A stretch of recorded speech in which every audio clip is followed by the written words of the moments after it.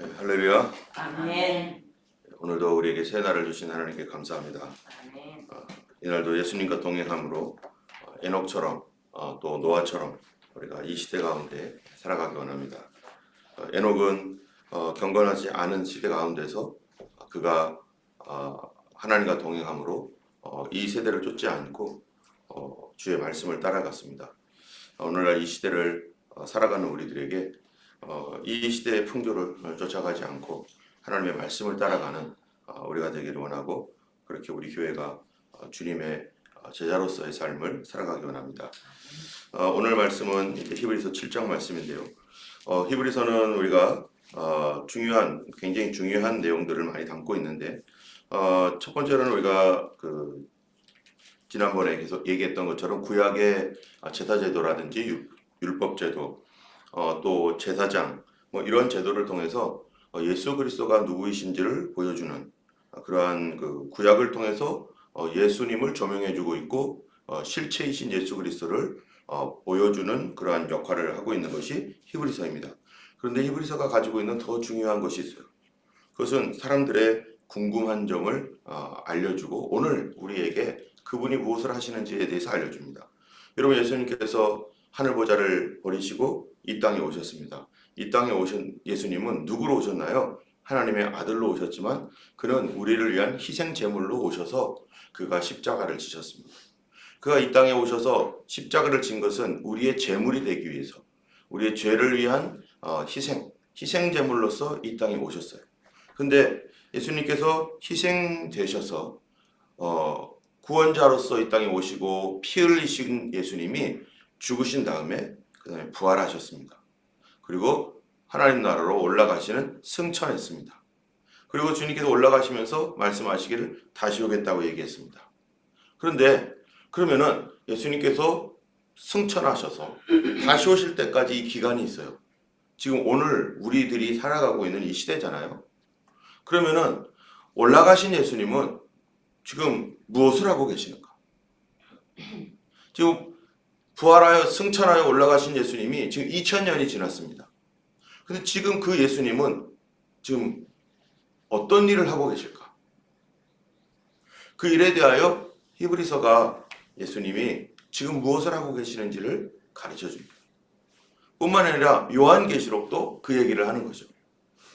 예수님 십자가 달려 돌아가신 뒤에 승천하셨는데 요한이 보니까 마지막 때에 막 하늘이 그냥 요동이 치고 땅이 흔들리고 정말 온 세계가 막 혼돈 가운데 수많은 범죄와 배도와 교회들은 타락하고, 그리고 사람들은 믿음에서 다 떠나가고, 완전히 이 세대가 어떻게 될 건가? 거기에다가 독재자와 같은 전제적인 사람이 나타나서 온 세상을 지배하는데 경제로서 사람들을 다스리고, 근데 그 뒤에 뒷배를 봐주는 것이 바로 악한 영들이 사람들을 속여서 어떤 한 지도자를 통해서 이 세계가 막 혼돈과 어두움 가운데 들어갈 때 교회는 그 속에서 고통을 받고 있고 어려움을 당하고 있는, 이럴 때 그러면은 주님은 뭐 하실까? 주님은 어떠한 분일까?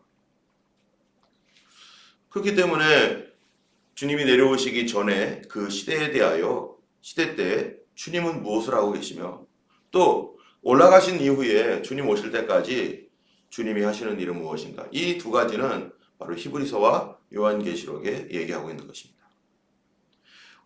오늘 본문의 7장에 보면은 예수님은 도대체 누구신가? 라고 하는 것에 대하여 분명하게 성경이 얘기하고 있는데요. 그건 바로 24절입니다.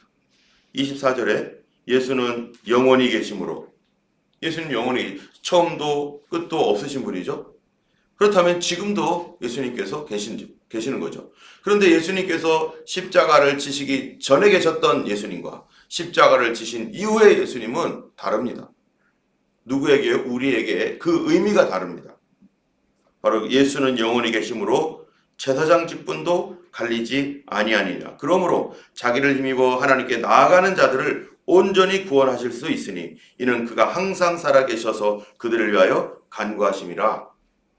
예수님께서 하시는 일이 무엇인가? 자, 우리는 히브리서를 통해서 예수님이 구약에 있는 여러 가지 제도들과 이런 것들에 실체로서 오셨고 우리가 만져지고 느껴지고 냄새 맡았던 그 여러 가지의 그러한 우리 감각적이었던 그런 모든 것들에 실제로서 그 구약은 그림자고 예수님은 실제로서의 예수님. 그래서 그것들은 우월하신 예수님에 대해서 지금 히브리서가 계속 얘기하고 있습니다.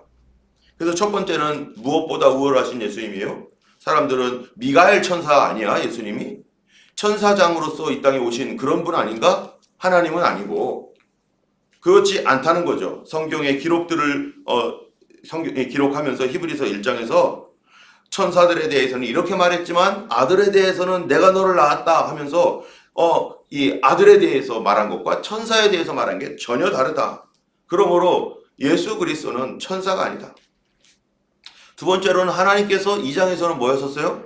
하나님께서 이 땅에 우리를 구원하기 위하여 그 구원자를 보냈는데 그 구원자이신 예수님은 하나님의 아들로서 오신 거다. 아들이시다.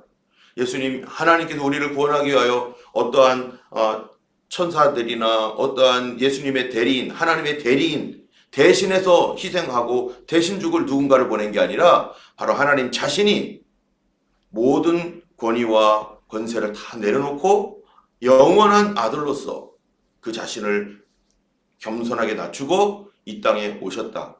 그는 하나님은 다른 사람 시키지 않았다. 다른 누구를 시킨 게 아니라 우리를 자식들을 위한 구원을 위하여 자기 자신, 아버지인 자기 자신이 아들이 되어서 그래서 삼위일체가 참 어렵긴 하지만은 하나님께서 아들 영원 전부터 하나님이셨던 그 아들 예수께서 이 땅에 자기를 버리고 오셨기 때문에 그분은 사람의 으뜸이 되셨고 또 예수님이 누구라고 불리는 것을 기뻐한다고요? 우리에게 형제라고 불리기를 기뻐하신다라고 하는 것이 바로 2장의 얘기입니다. 2장은 다시 말하면은 하나님은 다른 어떤 존재도 우리의 구원을 위해서 누구도 보낸 게 아니라 하나님이 직접 오셨다 라고 얘기하는 것이죠. 그래서 사단의 머리를 밟으신 예수님. 세 번째로는 3장에서는요. 이스라엘 백성들에게는 존경하는 사람들이 크게는 둘이 있습니다. 그래서 예수님께서 변화산에 올라갔었을 때 거기서 유대인들 이스라엘 사람들이 존경하는 정말 위대하게 보는 두 사람을 만났었죠. 그 사람이 누굽니까? 모세와 엘리야인데 그 중에 이 모세는 더 위에 있는 거죠. 바로 예수님은 누군가? 모세보다 높으신 분이다. 율법을 가지고 온 사람이 모세예요. 하나님께로부터 율법을 받았습니다. 그래서 그 모세의 율법을 통해서 이스라엘의 모든 정치, 경제, 사회, 문화 모든 것이 규정이 돼서 그것에 의해서 움직이는 그러한 하나님 나라의 그러한 삶을 이스라엘이 살았는데 그거를 가져왔던 구원자가 바로 모세입니다. 근데 모세는 누구냐? 모세는 바로 집 맡은 종으로서 그 집의 종으로서 하나님께 충성했는데 예수님은 누군가? 그는 집 맡은 아들로서 자기가 고난을 당하고 자기 자신이 직접 왔다. 그러므로 모세와도 비교할 수 없는 분. 모세는 율법을 가지고 왔지만 예수님은 무엇을 가지고 오셨습니까? 은혜를 가지고 오셨고 복음을 가지고 오셨다. 그래서 이 예수 그리스도가 모세보다 더 높으신 것에 대하여 증거하는 것. 그것이 바로 이제 3장이었습니다. 4장은 하나님께서 우리를 위하여 지금 주신 약속이 있다. 그 약속은 인간이 감당하지 못할, 인간이 스스로 쟁취할 수 없는 약속이다. 그런데 이 놀라운 이 약속은 누구를 통해서, 무엇을 통해서 그 나에게 대한, 또 교회에 대한, 온 세상에 대한 하나님의 약속이 이루어질 것인가? 그것은 하나님께서 우리에게 주신 이 약속을 이루는 데 있어서는 우리의 믿음이 부합해야 된다. 하나님이 아무리 대단한 약속을 주었어도 내가 믿음으로 그거를 받아들이지 않는 한 그 약속은 그냥 약속으로 남아있을 뿐이지 성취되지 않는다. 때문에 우리 자신도 하나님께서 주신 많은 약속들이 있는데 이 약속들이 성취가 되려면은 내가 믿음으로 거기에 반응해야 된다는 거예요. 그래서 내가 믿음으로 반응하지 않으면 이 약속은 그 약속으로 끝나는 거예요. 성취되지 않은 약속. 때문에 우리가 간구해야 될 게 뭡니까? 하나님 나에게 약속들이, 이 성경에 있는 약속 또는 개인적으로 받았던 이 약속들이 이루어지도록 나에게 뭐를 달라고 해야 돼요? 하나님의 선물인 믿음을 주세요. 나에게는 믿음이 필요합니다. 그래서 내가 믿음이 없는 사람이라는 것을 인정하고 하나님 앞에 하나님 믿음을 주세요. 믿음은 나에게서 나온 것이 아니기 때문에, 믿음은 내가 만들어내는 것이 아니기 때문에, 내가 만들어낸 믿음은 가짜 믿음이고, 내가 만들어낸 믿음은 언제든지 없어질 수 있는 믿음이고, 이런 믿음으로 신앙생활하면 가짜 신앙생활 하는 거죠. 어려울 때 예수님을 배반하게 되는 거죠. 내가 가짜인지 진짜인지도 모르고 살아가는 거죠. 교회를 다니지만 종교인으로 살아가는 거죠. 왜? 내가 가진 믿음을 하나님 주신 믿음이라고 착각하고 있고, 내가 가진 신념을 믿음이라고 착각하고 있기 때문에 그거는 내가 만든 것이지 하나님 주신 것이 아닙니다. 때문에 우리는 하나님 앞에 겸손하게 믿음을 구해야 됩니다.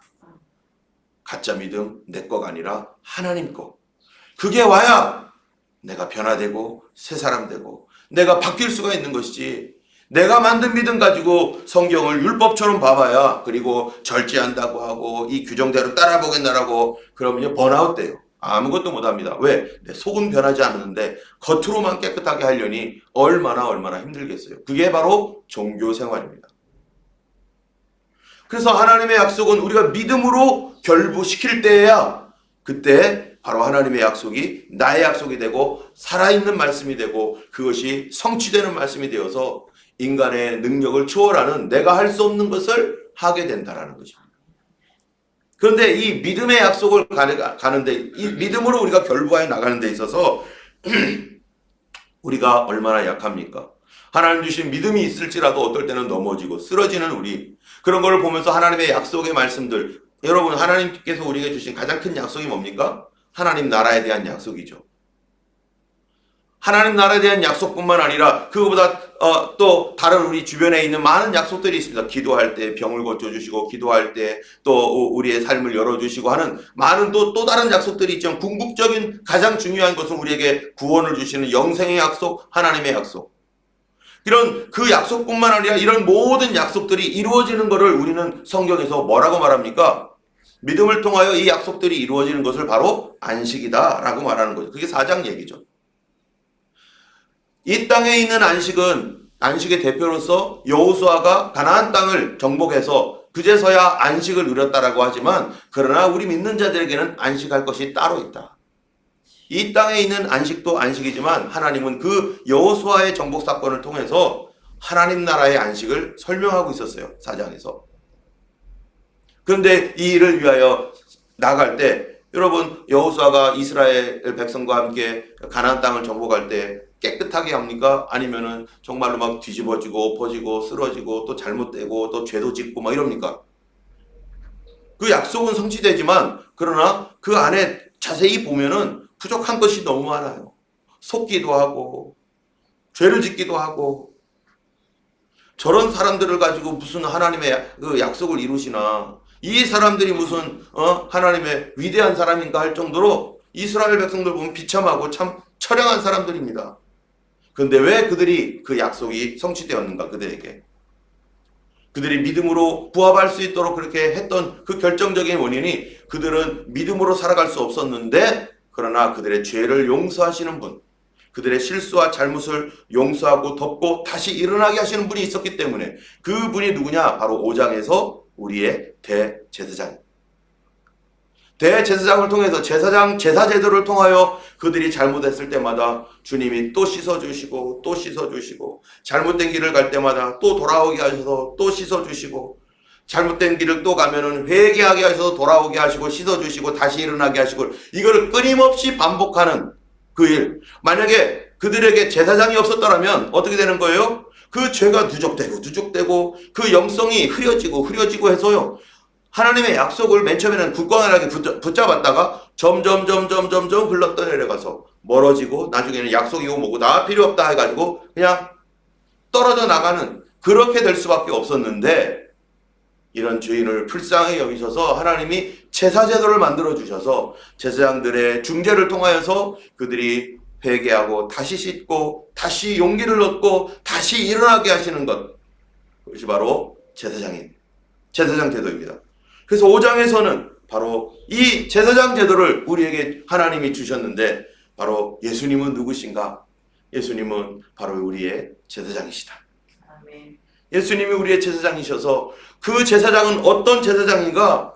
우리 하나님 우리와 떨어져서 멀리서 팔짱 끼면서 아이고 왜 이렇게 잘못해 하면서 화를 내면서 어쩔 수 없이 그냥 용서해 주자 이러는 제사장, 그런 제사장이 아니라 5장에서는요 그는 육체에 계실 때 자기를 죽음에서 능히 구원하시리 이에게 심한 통곡과 눈물로 간과 소원을 올렸고 그의 경건하심으로 말미암아 들으심을 얻었느니라. 그가 아들이시면서도 받으신 고난으로 순종함을 배워서 온전케 되었은즉 자기에게 순종하는 모든 자에게 영원한 구원이 근원이 되시고 하나님께 멜기세덱의 반차를 따른 대제사장이라 칭하심을 받으셨느니라. 바로 예수님은 고난받은 제사장이라는 거예요. 왜 고난을 받았습니까? 우리와 같은 연약한 우리의 연약함을 채울하여서 내가 쓰러졌을 때, 내가 고통받을 때, 내가 아파했을 때 그분이 멀리서 하나님으로서 아프겠네 이런 분이 아니라 주님이 직접 그 현장에 본인도 통과해 보셨기 때문에 그 죄의 유혹과 또 고통과 환난을 주님이 어떻는지를 주님이 다 바람 맞듯 맞았기 때문에 우리를 동정하시는 예수님, 우리의 모든 연약함을 체휼하신 예수님, 그러므로 그분은 우리를 위로할 자격이 있고 예수님도 자기의 육신의 아버지가 돌아가셨고 아버지 없는 자식의 그 서러움도 아시고 예수님도 상처를 받으셨고 그 상처받은 사람들의 마음을 아시고 예수님도 형제들과 또 주변 사람들 자기의 친척들에게 비난받으셨고 자기 가족들에게 소외당하고 비난받는 그 고통과 괴로움을 아시는 예수님. 심지어 예수님은 이스라엘 공동체에게 쫓겨나시고 그래서 다른 사람들로부터 소외된 그 소외감을 하시는 예수님. 홀로 있었던 시간들도 많이 있었습니다. 그래서 예수님이 고난당할 때 다른 사람들 그렇게 믿었던 제자들도 다 떠나버린 예수님. 그거를 통해서 배신당한 그 괴로움을 아시는 예수님. 유다의 배신을 통해서 예수님이 그 괴로움을 알고 계시고 그렇게 믿었던 사람들로부터 배반당해서 그래서 자기를 죽도록 따라다니겠다고 해놓고 어려운 시기가 딱 만나니까 베드로 언제 그랬냐는 듯이 주량낭치고 모든 제자들 그렇게 주량낭쳤던 그러한 자기만 남게 되었을 밖에 없었던 그러한 것들을 다 알고 계신 예수님. 그리고 뭐 또 알아요? 죽음의 고통도 아시는 예수님. 그가 십자가를 지고 죽음의 고통을 맞이하며 숨이 끊어져가는 저는 경험해보지 못했죠. 아직 여기 계신 분들은 아무도 경험해보지 못했을 겁니다. 숨이 끊어져가는 그 고통에서 그리고 몸이 찢어져가는 고통에서 그 괴로움과 외로움과 아무도 자기를 도울 수 없는 그 고통을 알고 죽음으로 들어가신 예수님. 그 예수님, 모든 것들, 인간이 당했던 그 모든 것들을 다 당하신 그런 예수님. 그분이 바로 우리의 대제사장이 되기 위하여 우리를 위해서 그가 그렇게 오셨다는 것입니다. 때문에 6장에서는요. 이 예수님, 대제사장이 되시고 그리고 우리의 하나님의 그 아들로서 하나님으로서 이 땅에 그가 직접 오셔서 우리를 구원하신 그 하나님, 그 하나님에 대한 믿음을 포기하지 말고 앞으로 계속 나아가라 라고 하는 게 6장이죠. 그래서 6장 1절에 그러므로 우리가 그리스도의 도의 초보를 버리고 죽은 행실을 회개함과 하나님께 대한 신앙과 세례들과 안수와 죽은 자의 부활과 영원한 심판에 관한 교훈의 터를 다시 닦지 말고 이제 완전한 대로 나아가라. 언제 또 그거 반복할 거냐. 조금 믿다가 뒤로 가고 조금 믿다가 뒤로 가고 조금 은혜를 받는 것 같다가 또 무슨 일이 있으면 또 뒤로 가고 사단이 또 방해하면 또 그걸 이기지 못하고 뒤로 가고 그래서 맨날 반복하는 성장하지 않고 맨날 반복하는 거. 아직도 어린아이 신자, 아직도 어린 신자가 되어서 언제까지 이런 거 반복하면서 심지어 어떤 사람은 거기서 떠나가 버린다는 거예요.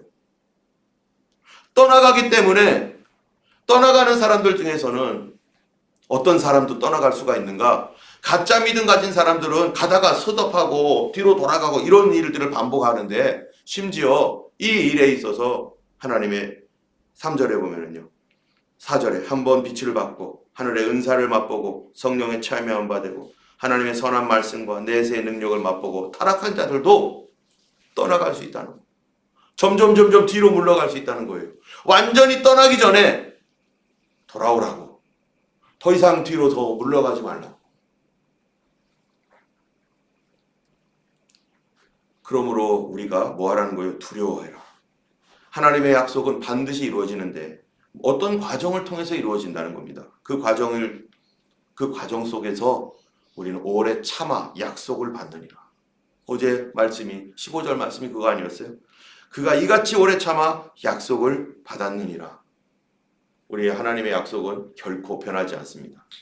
그분이 하시고자 했던 것들이 있다면 반드시 이루어질 것인데, 그런데 우리가 믿음으로 부합하며 믿음이 연약하여 또 넘어지고 쓰러질 때 우리의 대제사장 되신 예수님께 나아가서 다시 새 힘을 받고 다시 일어나고, 그러다가 절대로 뒤로 돌아가지 말고 다시 예수님 붙들어라. 그러면 하나님이 붙잡아 주실 거니까. 그러니까 우리의 예수님은 나를 다 아시는 예수님, 그분은 다 통과하신 예수님. 7장에 보면요, 오늘 본문이 그런 가운데서 자 이제 뭐를 설명하느냐면은, 그렇다면 부활 승천하신 예수님은 지금 대제사장으로 계시는데, 어디에서요? 하나님 나라에서 우리의 대제사장으로 계시는데, 그러면 그분은 거기서 어떤 일을 할까? 또 그분이 대제사장이 되었다는 이것은, 원래 이스라엘 백성들에게는 제사장은 어떤 사람이 제사장이냐면은 레위 계통의 사람이 제사장입니다. 아론의 후손이 대제사장이 되는 거예요. 근데 예수님을 우리는 왜 대제사장이라고 하지? 성경에 근거가 있나? 여러분 항상 그게 있잖아요. 근거. 아무리 누가 뭐라고 해도요, 여러분 성경에 근거가 있는지를 물어봐야 돼요. 이단들은요, 근거도 없는 거 가지고 엉뚱한 거 가지고 갖고 나와가지고 이렇다는 둥 저렇다는 둥 하면서 사람들을 미혹하고 헷갈리게 만듭니다. 성경에 없으면 우리가 단호히 버려야 돼요. 기도하다가 뭐를 받든지, 또 뭐 신기한 일이 뭐가 이루어졌든지, 그런 것들이 아무리 대단한 것일지라도, 심지어 내가 생각하기 확실한 어떤 뭔가처럼 보인 것일지라도 사단의 미혹이 있을 수 있다는 거예요. 반드시 뭐를 따져봐야 돼요? 성경에 근거가 있는가? 성경에서 뭐라고 하고 있는가? 여기에 대한 근거. 예수님을 대제사장이라고 뜬금없이, 예수님은 우리의 대제사장이야, 예수님이 십자가에 달려 죽으셨고 그분은 우리의 대제사장이 되는 거야, 그렇게 하면은 이 머리가 있는 사람들은, 아니 예수님이 성경에 대제사장이 되었다는 그 얘기가 어디 있어? 거기에 대한 근거는 도대체 뭐야? 그러면 예수님은 레위 계통의 아론의 대제사장으로서 그의 후손과 같이, 아론은 대제사장의 어떤 예수님 제사장의 모형이고, 그 예수님은 바로 그러한 대제사장으로서 오신 거야. 그렇게 하면은 그러면 예수님이 레위 제사장이야? 레위 계통이야? 아니지. 예수님은 레위 계통은 아니지. 그러면 예수님이 대제사장은 오직 레위 계통의 아론의 후손만 대제사장인데, 그럼 예수님이 대제사장이 되었던 근거가, 하나님께서 무슨 예수님을 대제사장이라고 말했어? 아니 그런 건 없지. 그러면 예수님의 대제사장의 근거가 뭐냐? 여러분 그게 뭐라는 거예요? 오늘 그거를 히브리서 7장에서 얘기하는 겁니다. 예수님이 우리의 대제사장이 되시는 성경적 근거가 도대체 뭔지를 얘기해 주는 거예요. 그래서 여기에 누가 나오는 겁니까? 멜기세덱이 나오는 거예요. 멜기세덱은 제사장 제도가 있기 이전의 제사장입니다. 이 사람은 여기 보니까 3절에 보니까 아버지도 없고 어머니도 없고 족보도 없고 시작한 날도 없고 생명의 끝도 없어 하나님의 아들과 닮아서 항상 제사장으로 있느니라. 구약에 신기한 사람이 하나가 나타난 거죠.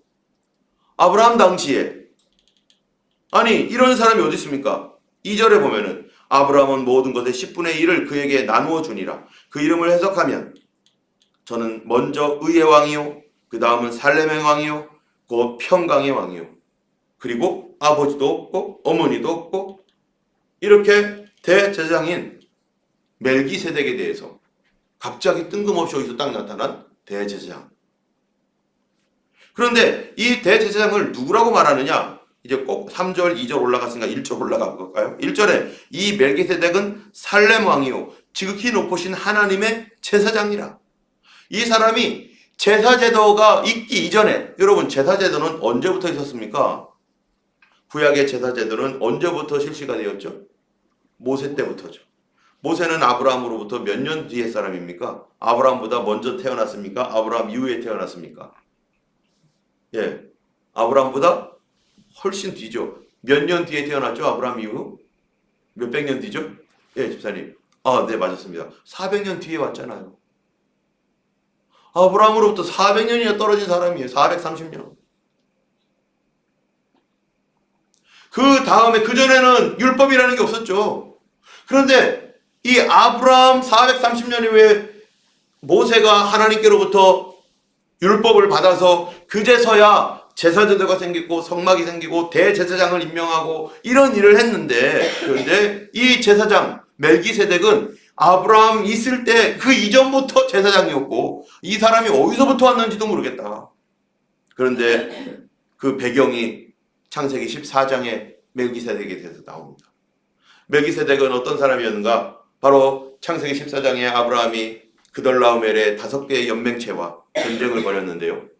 이 소돔과 고모라의 자기의 조카 롯이 거기에 있었다가 그만 이 위에 있는 이 나라들에 의해서 멜기세덱이 아니죠. 그돌라오멜의 군대에 의해서 체포되어서 잡혀갔습니다. 그리고 소돔과 고모라는 거의 이제 다 멸망당할 직전이었죠. 그리고 자기의 조카는 잡혀갔죠. 이 소식을 듣고 아브라함이 318명의 집에서 길리운 사람들과 함께 야간 급습 작전을 해가지고 세계 최초의 전쟁사, 세계 최초의 야간 급습이에요. 지금은 조명탄이라고 쓰죠. 여러분 저기 그 오지에 쭉 가서 조금만 가면 이제 이 가로등도 없는 곳에 가보세요. 밤에. 제가 옛날에 그렇게 가봤는데요. 와, 정말 못 돌아다니겠더라고요. 자동차가 있어도 못 갑니다. 왜 못 가는가? 불빛을 이 산속에서 이렇게 길이 있는데 불을 쫙 켜니까요. 갑작스럽게 귀여운 캥거루들이 막 이만한 캥거루, 조그만 캥거루들이 불 앞으로 다 모이는 거예요.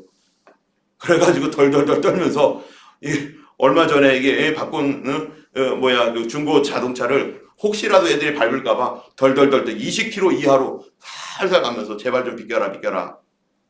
캉 타면서 아무것도 안 보입니다. 그런데 그때 벌써 야간 작전을 해서 자기 조카 롯을 데리고 승리하고 왔습니다. 승리하고 왔더니 승리의 기쁨 가운데 막 축하하고 있는데 갑자기 멜기세덱이 딱 나타나는 거예요. 그러면서 아브라함이 승리의 축제를 하고 있는데 멜기세덱이 나타나가지고 하는 말이 천지의 주제이신 하나님을 찬양해라. 아브라함이 깜짝 놀랐습니다. 갑자기 깨어났습니다. 내가 이겼다라고 생각했는데 이 모든 것을 운행하시는 분, 모든 것을 다스리시는 분, 창조하시는 분, 그 당시에는 하나님이 창조자이시라는 거에 대해서 잘 몰랐었어요. 아브라함도. 그런데 멜기세덱이 하나님이 창조자이시다. 하나님이 이 모든 세상을 창조하시고 운행하시는 분이다. 천지의 주제이시다. 라는 것을 아브라함에게 깨닫게 했습니다. 아브라함이 깨어났어요. 하나님이 온 우주의 하나님이시고 세상을 창조하신 분이구나. 두 번째로 너에게 이 승리를 주신 분이 바로 하나님이시다라는 것을 가르쳐 준 거예요. 나의 승리가 하나님께로부터 온 거구나. 하나님이 도와주셔서 승리한 거구나. 내가 작전을 잘 친 게 아니라 하나님의 은혜였구나라는 것을 깨닫고 난 다음에 아브라함이 거기에서 뭐를 합니까? 11조를 드리는 거예요. 11조의 제도는 언제 나온 겁니까? 400년 뒤에 모세의 율법 안에서 11조, 10계명에도 있지도 않은 거예요. 10계명이 없어요. 그거는 그 이외에 다른 문서에 10계명이 들어가 있는 거예요. 그거는 이스라엘이 국가 공동체로 거대한 민족 공동체로 살면서 제사 제도가 생기니까 그 제사 제도를 감당할 사람들을 위한 이 하나님께로부터 주신 그런 헌금, 하나님께 주신 그 몫으로 하나님께서 11조를 하나님의 것으로 드리라고 한 것이지 그 이전에는 없었던 것입니다. 그런데 아브라함이 거기서 하나님 앞에 11조를 드리는데 무엇을, 그게 바로 하나님을 영접한 거예요. 두 가지를 영접한 거죠. 첫 번째 뭡니까? 창조주 하나님. 두 번째 구원자 하나님. 여러분, 우리가 11조가 창조주를 인정하는 것이고 구원주를 인정하는 거예요. 믿음으로 드리는 것입니다. 믿음으로. 믿음이 있어야 이게 감당해져. 여러분, 믿음 없으면 11조 드리는 거가요, 곤욕입니다. 믿음의 싸움이에요. 이런 가운데 이 멜기세덱을 통해서 영원한 제사장인 이 멜기세덱이 11조를 또 왜 나한테 줘? 이런 게 아니라 그걸 받아요 또. 그러면서 오늘 본문에 뭐라고 합니까? 아브라함은 믿음의 조상이다. 아브라함은 우리 민족의 조상이고 믿음의 조상인데 그 아브라함보다 높은 분이 누구냐? 멜기세덱인데 왜 그러냐? 아브라함이 멜기세덱에게 11조를 드리고 멜기세덱은 그거를 받고 아브라함을 축복해줬다. 축복은 누가 하는 것이냐? 높은 사람이 낮은 사람한테 축복해 주는 것인데 바로 멜기세덱은 우리 조상 아브라함, 믿음의 조상 아브라함보다 높으신 분인데 바로 예수님이 누구신가? 바로 이 멜기세덱의 반차를 따르는 영원한 제사장으로서 우리에게 계신 분이 바로 예수님이라는 겁니다. 그래서 구약에는 아론 계통의 제사 제도를 통해서 지금까지 이어져 왔는데 이제 신약에는 아론 계통의 제사 제도는 끊어졌다. 이제 우리의 대제사장은 누구라는 거예요? 멜기세덱의 반차를 따른 아버지도 없고 어머니도 없고 족보도 없고 끝도 없고 시작도 없는 그분, 하나님의 아들과 당분했던 그분이 이 땅에 오셔서 그 반차를 따르는 예수 그리스도께서 우리의 누구라는 거예요? 대제사장이 되었다는 거예요. 그렇기 때문에 뭐가 바뀐 거예요? 제사 제도가 바뀌었다 얘기를 한 겁니다. 구약의 제사 제도가 더 이상 필요 없다. 왜? 예수님이 대제사장이 되어서 그 일을 다 완성했는데 그거는 그림자고 이 실체이신 예수님, 구약의 제사 제도가 더 이상 필요 없다. 그렇기 때문에 율법이, 제사 제도가 바뀌었고 율법이 바뀌었다는 거예요. 그래서 12절에 7장 10절에 이렇게 말합니다. 11절 12절.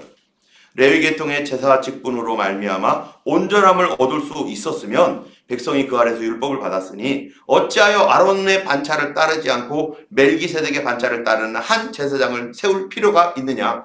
구약의 제사 제도 그거는 불완전한 것이다. 완벽한 거는 아니다. 그림자다 라고 말하는 거죠.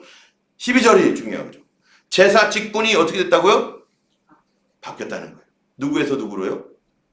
레위 계통에서 이제 멜기세덱 예수님으로 바뀌었은즉 이제 율법도 바꾼다. 율법도 거기에 대해서는 과거에 있었던 것이고 반드시 바꿔진다. 그래서 율법이 뭐라는 거예요? 율법은 그림자라는 거예요. 예수 그리스도의 그림자. 그래서 십자가와 이 모든 것이 실체이고 구약의 양, 소, 또 희생제물, 또 제사장 이 모든 것들은 그림자다라는 실체가 예수님입니다. 15절에 멜기세덱과 같은 별다른 한 제사장이 일어나는 것을 보니 더욱 분명하도다. 그는 육신에 속한 한 계명의 법을 따르지 아니하고 오직 불멸의 생명의 능력을 따라 되었으니 증언하기를 네가 영원히 멜기세덱의 반차를 따르는 제사장이라 하였도다. 시편 110편 4절에 그 제사장은 지금 뭐하고 계실까요? 예수님이 하나님 나라에서 지금 우리의 대제사장으로 뭐하고 계시다는 겁니까? 그가 우리의 중보자라는 것입니다. 제사장은 중보자잖아요. 여전히 우리가 예수님을 믿고 구원받았지만 그러나 우리가 지금도 믿음의 싸움을 싸우면서 쓰러지고 넘어지고 하나님 약속을 붙들고 가는데 그러다가 또 넘어지고 쓰러지고 연약한 우리들 계속해서 우리 자신을 봐도 앞으로 잘 갈 수 있을까? 앞으로 잘 할 수 있을까? 몰라요. 제가 우리 교회 처음 왔었을 때 하나님의 약속이 있었지만 정말 잘할 수 있을까? 나 자신을 볼 때 불가능한 거예요. 저는 개척의 기억도 생각하지 않았던 사람입니다. 제가 이제 서대전 중앙교회로 가지만 저는 어떻겠어요? 앞으로 잘할 수 있을까? 나는 나를 신뢰할 수가 없습니다. 오직 누구만 의지해야 됩니까? 우리의 대제사장, 나의 중보자, 그분이 나를 도와주셔야 돼. 앞으로 어떤 일이 있을지 알지 못해요. 여기 왔었을 때도 오직 기도하며 하나님이 약속을 응답해 주세요. 주님 약속 주셨으니 응답해 주세요. 그러면 가면서 어떤 이 약속을 붙들어서도 마음이 슬프고 마음이 두렵고 어렵고 떨리고 정말로 하루하루 걸어가는 것이 제가 가장 여기 와가지고 했던 기도 하나님 다음 달에는 내가 여기 있을까요? 맨 처음 기도는 뭐였느냐? 하나님 2주 후에는 내가 어디 있을까요? 이게 맨 처음 기도였어요. 하나님 2주 후에 내가 여기서 버티고 있을까요? 그 다음에 조금 괜찮으니까 한 달 뒤에는요. 그 다음에 조금 괜찮으니까 이제 6개월 뒤에는요. 그 다음에는요. 1년 뒤에는요. 주님 저랑 딱 계약해요. 2년만 있게 해주세요. 2년 계약해요. 그러고서 2년 뒤에 한국에서 전화가 왔던 거죠. 그때 2012년에. 목사님 여기 한국으로 빨리 어플라이 하면 안 될까요? 막 이러면서. 그런데 하나님께서 2년 계약 기간 끝났으니까 감사합니다. 2년 됐습니다, 주님. 이제 어떡합니까? 계속 있어라. 계속 있을래? 알겠습니다. 순종하겠습니다. 그리고 남아서 그 약속 말씀 계속 붙들고 하나님 앞에 나갔었던 것입니다. 그러나 여전히 두렵고 떨리고 어떻게 될지 모르고 아픈 캄캄하고 여전히 내 주변에 변한 건 없고 그러나 그 약속 말씀 가지고 계속 간 거죠. 우리 하나님은 우리의 그분의 약속을 결코 놓치지 않습니다.